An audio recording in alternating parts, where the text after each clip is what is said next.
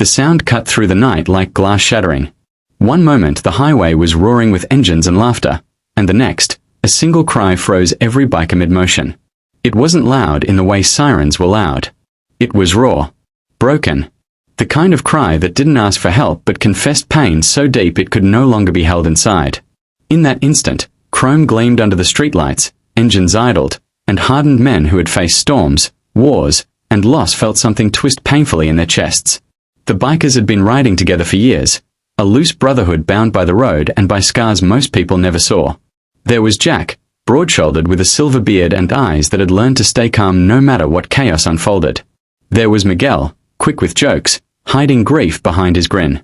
There was Reaper, whose nickname came from his black leathers and intimidating silence, though few knew how gently he fed stray cats behind his apartment. They weren't saints. They weren't villains. They were men who had learned to survive by moving forward and not looking back. They had stopped at an old gas station just off the highway, the kind that flickered between open and abandoned. The plan was simple: fuel up, stretch, laugh, and ride on into the night. That was when the cry came again, sharper now, trembling with fear. Jack was the first to turn his head. "Did you hear that?" he asked, though he knew the answer. Miguel's smile vanished. Reaper was already walking toward the dark edge of the lot, his boots heavy against the pavement. The cry came from behind the building, near a strip of woods where the streetlights didn't quite reach. They moved without discussion, instincts honed by years of watching each other's backs. As they rounded the corner, they saw her. She couldn't have been more than 16. Maybe younger. She was curled against the brick wall, knees pulled to her chest, arms wrapped tightly around herself as if she were trying to hold her body together. Her hair was tangled, her cheeks streaked with tears, and her breath came in broken gasps that made her whole frame shake. When she saw them, she flinched, scrambling backward until her shoulder hit the wall. Terror flooded her face. "Please," she cried, her voice cracking. "Please don't." The words landed like a punch. Jack raised his hands slowly, palms open.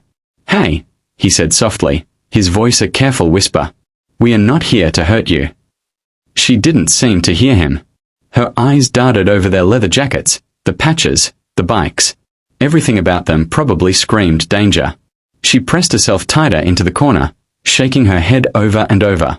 Miguel crouched down a few feet away, keeping his distance. "You're safe," he said, though the words felt fragile even as he spoke them. "What's your name?" For a long moment, she said nothing. Then, in a voice barely audible, she whispered, "Lily." Reaper felt something twist inside him. He thought of his sister, gone too young, gone after years of being afraid. He swallowed hard. "What happened, Lily?" Jack asked. Her walls cracked. The story spilled out in fragments between sobs. She had run. From home. From a man who wasn't supposed to hurt her but did. From a house that never felt safe. She'd been walking for hours, afraid to stop, afraid to ask anyone for help. When she heard the bikes, she thought it was over. She thought the world had finally caught her. Miguel looked away, blinking hard. Jack clenched his jaw so tightly his teeth ached.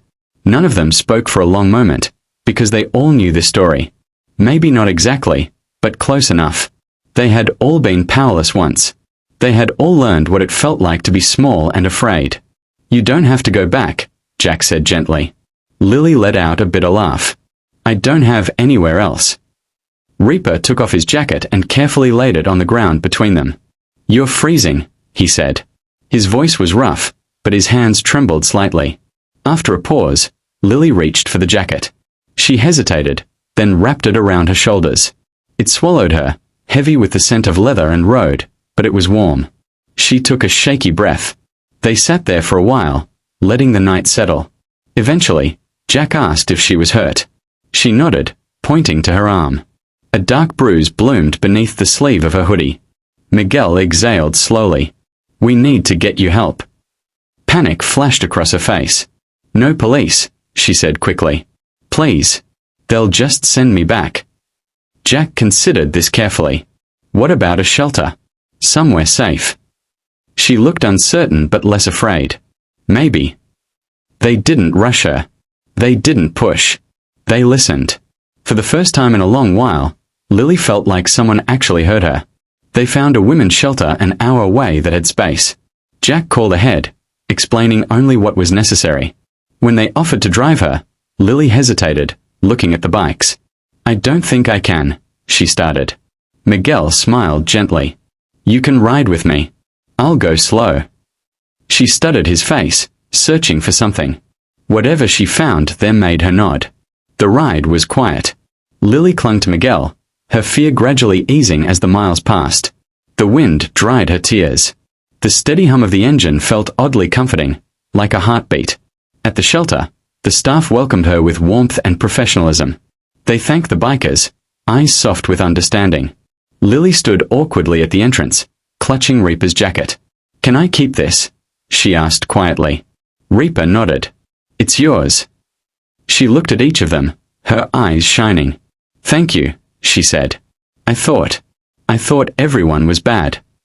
Jack knelt slightly to meet her gaze. "The world's complicated," he said. "But there's good in it too. Even in places you don't expect." She smiled, small but real. Weeks passed. Life went on. The Brotherhood rode their usual routes, laughed their usual laughs. But something had shifted. The night felt different now, heavier and brighter all at once. Then one afternoon, a letter arrived at Jack's place. No return address. Inside was a short note, written in careful handwriting. "I'm safe. I'm going to school again. I still get scared, but I'm learning that fear doesn't get to decide everything. Thank you for stopping. Thank you for listening. Thank you for seeing me." Jack sat quietly for a long time, the letter trembling slightly in his hands. When he showed it to the others, Miguel laughed and wiped his eyes at the same time. Reaper turned away, pretending to study his bike. That night, as they rode under the open sky, Jack thought about how close they'd come to missing her. How easy it would have been to fuel up and ride on. How one cry had changed everything. Sometimes, he realized, the bravest thing in the world isn't charging forward. Sometimes it's stopping. Sometimes it's listening to a cry in the dark and choosing compassion over fear. And somewhere out there, a girl who once believed the world was nothing but danger was learning how to live again. All because a group of bikers stopped cold and decided that one life mattered.